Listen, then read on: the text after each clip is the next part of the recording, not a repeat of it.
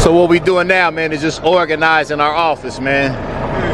Blowing all these bugs up out of here. Like I said, we hit so much roll, all them little bugs and shit. Getting it good. It is everywhere. Just keep blowing, but blow all on the dash too. All with the radio, yeah, just get any dust, just blow it out.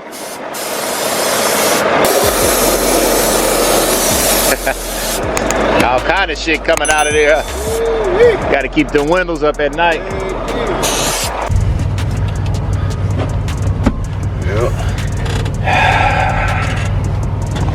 Yep. So guys, we made it to our delivery stop here in Louisville. Young Bucket, man, he just backed in. He just alley docked into his first door, man. You finally bumped the dock. That's your first dock you bumped. How you feel about it? Good. You took care of your business, man.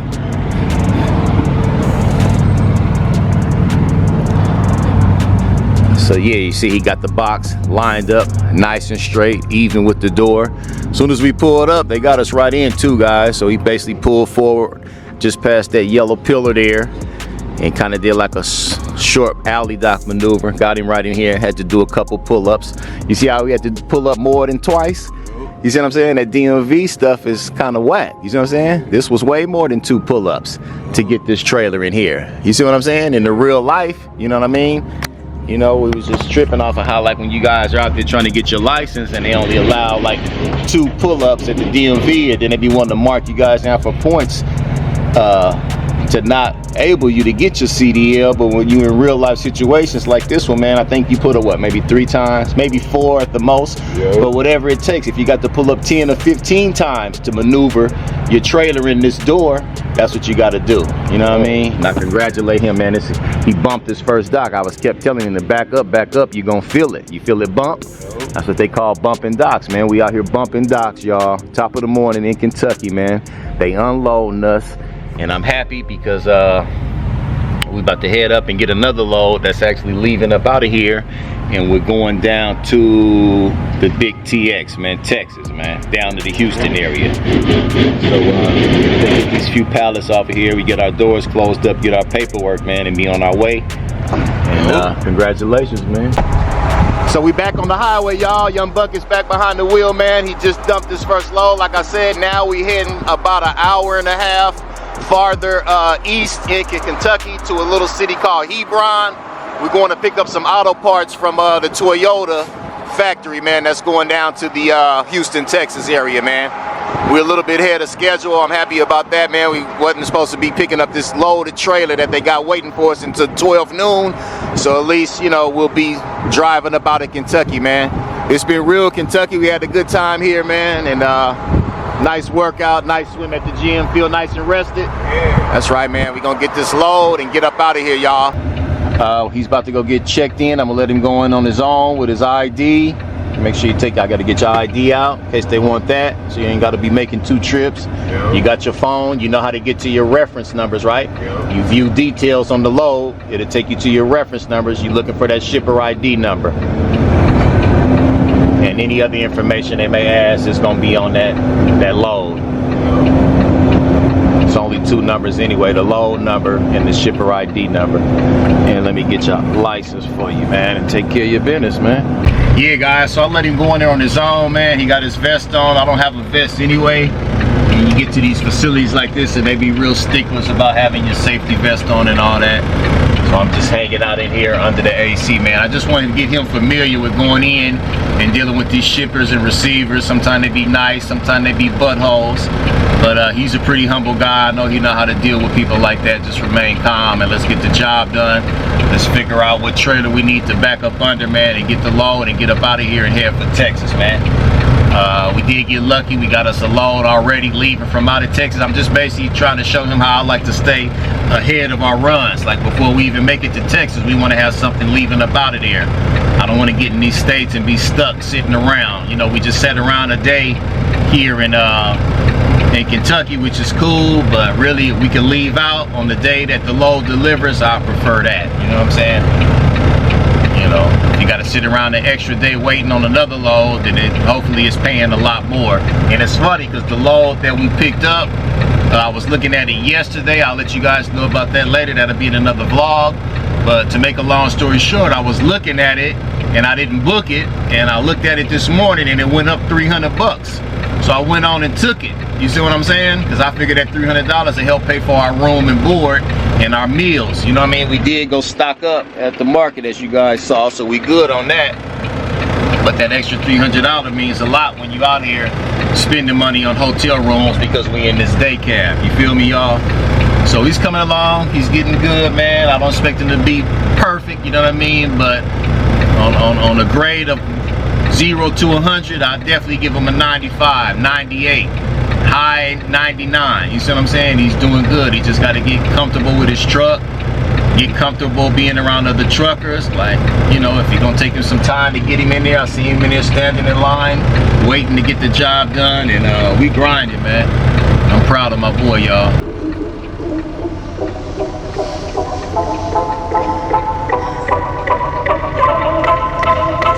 Make sure when we get to the gate, put the seal on. Oh yeah. Yeah, he said he gonna. What she tell you? Put the make sure we put the seal on when we get to the gate. The gate, right? Yeah. Okay, so yeah, that's why. You know why? Because it lets us look in the back of the load, yeah, so we can put our strap if we need to secure the load again. You see what I'm saying? Yeah. Stay over to your right of him. Go to the left of this yellow truck because he's gonna back in. So now I'm glad he's experiencing this right here too, guys. So we right here ready to get our box. But as you can see, the fifth wheel is not touching the apron when we backed under it. So what would you think to be the wisest thing to do in a situation like this? Let the air out. Let the air out of what? Fifth wheel. Bruh. It ain't no air in the fifth wheel. In our airbag. If we do that, it's gonna get lower. Get lower. So that ain't gonna work. So since that don't work, what we need to let down? Let the fifth wheel. You gotta let the fifth wheel down. The air gonna come out the airbag. Right. So then that's gonna make the tractor go lower. So we know that's not gonna work. We can't do that. Right. So what's another way to make this box go down? If we do what? You gotta let our. You see what I'm saying? We gotta let our what? Landing gear out. Not up, down. Oh, down. You see what I'm saying? I'm gonna let you figure that on your own. See that? Yeah. If it's too high, like if the trailer's too low, Right. if it's down low, then you let your air down to get under it. But right now it's higher. Right. So you gotta come back here and you gotta crank it down some. Does it feel tighter, or is that how it was feeling when you was doing it? Okay, look under here. Now you're gonna watch this. We're gonna keep lowering it. You gotta roll it down till you see it touch the fifth wheel. And even with that fifth wheel, you're almost there. Let it down. Touching. Now you can back on underneath it until you hear it lock in place. That is showing the ropes, man. I have to let him figure it out. He was talking about letting the airbags out, releasing the air, dumping the air. You normally do that when the trailer is low and you need to lower your tractor to scoop under it. The trailer was high, so I let him figure it on his own. You let down the trailer.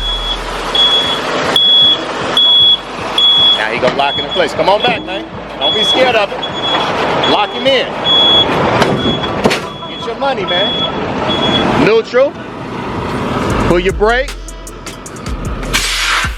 Oh wait, you know what? You're right. Do your tug test. My bad. Do your tug test.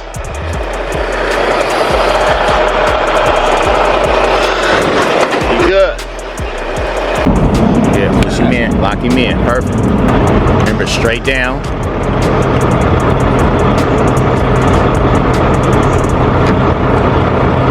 Nice and tight. Yep. Good.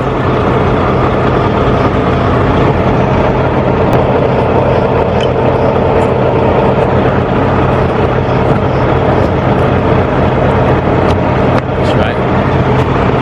I think your hammer is on my floor. So go around, grab your hammer out. We're gonna check tires. Gonna let the landing gear up and check tires.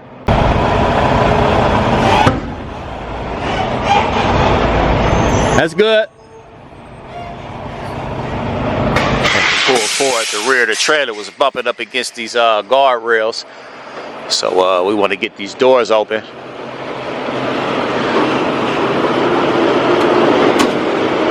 Check the load.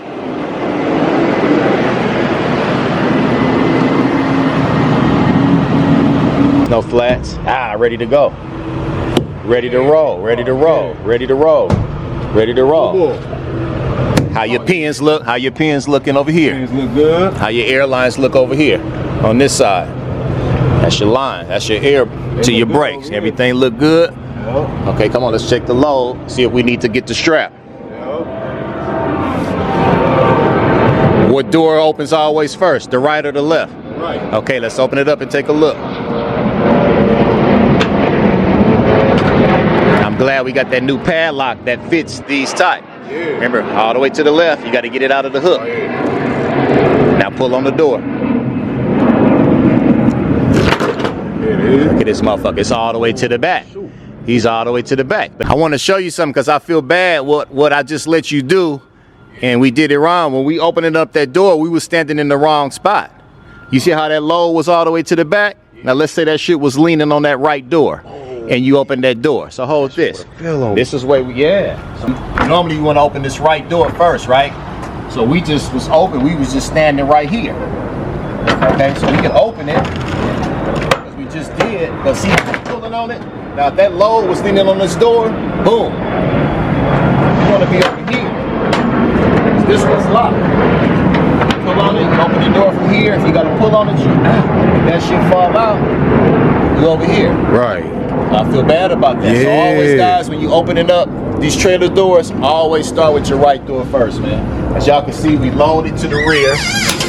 Hard part. It's nice and heavy. We can't put no strap on here. So we're gonna go ahead and get the doors closed. I'm gonna let him do it, glove up. And we're gonna put our padlock on here for when we make our little stops. Glad I got the right size lock for these type of doors. I think I see another bag, a couple cans in it. Go ahead and throw them in the bucket. Lunchtime, y'all. See where we at? We back in this green forest. Y'all see our little setup, man. 30-minute break for bucket on this time clock. Throw these back in the bucket. Crossed in the beautiful green Tennessee. Just up the road, probably about 30 miles up. We're gonna be going into Nashville. GPS got us getting on the 40, heading west towards Memphis. Cut through Memphis, cross over into Arkansas, cut across Arkansas through Little Rock, Arkansas, cross over the state line, and then we're gonna be beelining south in the Bumblebee, man. Headed for Dallas. We're gonna shut it down in Dallas at my folks' house. Take our little 10-hour matter of fact, it's gonna be a 32-hour reset. This load ain't delivered until what, Friday morning? Friday. In Houston. Houston from Dallas is about a 4-hour trek. So I said, shit, instead of us getting a hotel room for 2 nights, we're gonna post up at my sis house and swim, kick back, 32-hour reset, wake up early in the morning, Friday morning, shoot down to Houston and drop this bad boy off, man. But right now, let me get back into this salami and cheese, y'all. And yeah, man, we somewhere deep in Tennessee, man.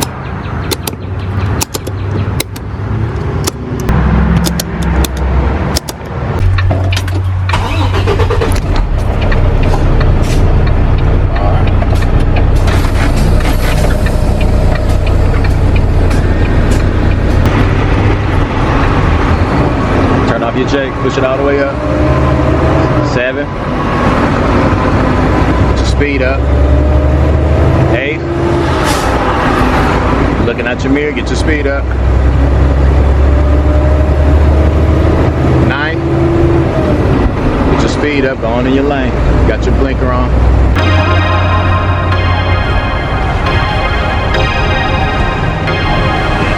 He obviously going to the same way. Follow him.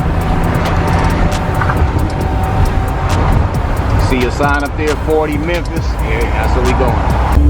Bad accident, y'all. Bad driving. Bad driving. This dude must have went over there. He hit him. Somebody went through this guardrail right here, guys. It's a trucking accident, yeah. That dude went through this guardrail. Look at him, man. That's a bad one, Buck. Go slow. Look, that's a bad one. That's a bad one, man. Oh, somebody! Oh, he needs some milk. That's a bad one. Take it slow. See what I'm saying? Did you fall with that motherfucker? Fell asleep or something? How'd you do that?